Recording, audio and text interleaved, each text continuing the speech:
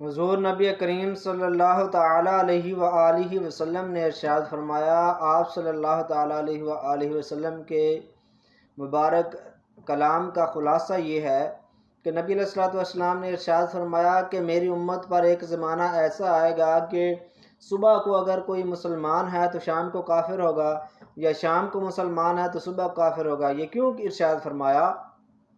اس کی وجہ یہ ہے کہ دیکھیں آج کا زمانہ، ہم اپنے آپ کو دیکھتے ہیں تو ہم جہالت میں اس طرح پڑے ہوئے ہیں کہ ہم بے باکی کے ساتھ کچھ بھی جو ہے وہ کہہ دیتے ہیں، شریعت کے مذاق اڑا دیتے ہیں، فرشتوں کا مذاق اڑا رہے ہوتے ہیں، جنت و دوزخ، قبر و حشر اور قیامت کا مذاق اڑا رہے ہوتے ہیں۔ تو یہی چیز ہے۔ اور کفر کسے کہتے ہیں؟ کفر یہی چیز ہے کہ کسی ضروریات دینی کا انکار کرنا، یہ کفر ہے۔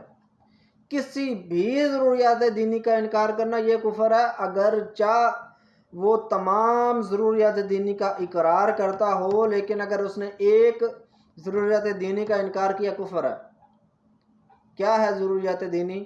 ضروریات دین نماز، روزہ، حج، زکوٰۃ، انبیاء پر ایمان لانا، اور حضور نبی کریم صلی اللہ تعالیٰ علیہ وآلہ وسلم کو آخری نبی جاننا ماننا، اور خاتم النبیین بمراد آخری نبی، ٹھیک ہے، تو یہ ماننا۔ اسی طرح جنت، دوزخ، قبر و حشر، قبر کے اندر سوال و جواب، عذاب و ثواب کا سلسلہ، اسی طرح اور بھی بہت چیزیں جو ہیں وہ ضروریات دینی سے ہیں۔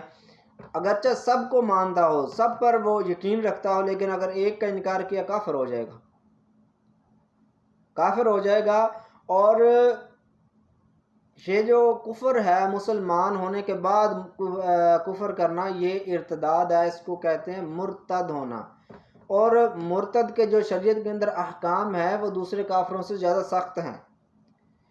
وہ کسی کا وارث نہیں بن سکتا، اس کی گواہی قبول نہیں ہوگی، مسلمانوں کی طرح اس کا جو قبر اس کا بنانا یا اس کو غسل وغیرہ دینا یا قبرستان، مسلمانوں کے گورستان میں اس کو دفنانا، یہ جائز نہیں۔ اس کی عورت نکاح سے خارج ہے۔ اگر وہ دوبارہ مسلمان ہوتا ہے تو اگر عورت چاہے گی تو اس کے ساتھ نکاح ہو سکے گا، ورنہ جہاں دل چاہے گا وہ نکاح کر لے گی، ٹھیک ہے۔ مرتد کے احکام جو ہیں وہ زیادہ سخت ہیں شریعت کے اندر۔ تو یہ کیا ہے جو نبی علیہ السلام نے ارشاد فرمایا کہ صبح کو مسلمان ہوگا تو شام کو کافر، شام کو مسلمان ہوگا تو صبح کافر؟ یہی ہے کہ جہالت کی وجہ سے جو منہ میں آئے وہ کرتے چلے جائیں، یہ نہیں دیکھ رہے کہ ہم کیا کر رہے ہیں، اور ہمارے یہ بات کرنا ہمیں دین سے خارج کر دے گا۔ ہر وہ بندہ جو ہے وہ دین کے خلاف بات کر رہا ہوتا ہے جسے کچھ بھی نہیں معلوم۔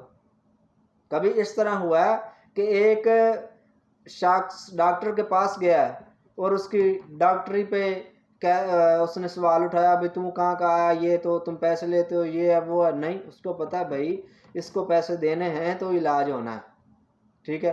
کبھی کسی نے انجینئر کے بارے میں وہ سوال نہیں کیا، نہ ایسا کبھی ہوا بھی نہیں کہ ایک شخص 2 3 4 کتابیں پڑھ کے انجینئرنگ کی تو وہ کہے میں انجینئر ہوں۔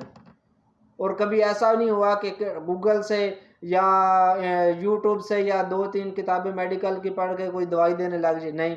لیکن یہاں ہے کہ اس کو نماز کا درست طریقہ بھی نہیں معلوم ہوگا تو بات کرے گا تو علماء پر کرے گا، ٹھیک ہے۔ جس کو بخاری کے جو لکھنے والے ہیں، جو رائٹر ہیں بخاری شریف کے، ان کا نام بھی نہ پتہ ہوگا، خود بخاری شریف کا انہیں مکمل نام کا پتہ نہیں ہوگا، تو وہ بھی دین پہ کلام کر رہے ہوتے ہیں، ٹھیک ہے۔ تو اللہ تبارک و تعالیٰ ان چیزوں سے ہمیں محفوظ فرمائے، آمین۔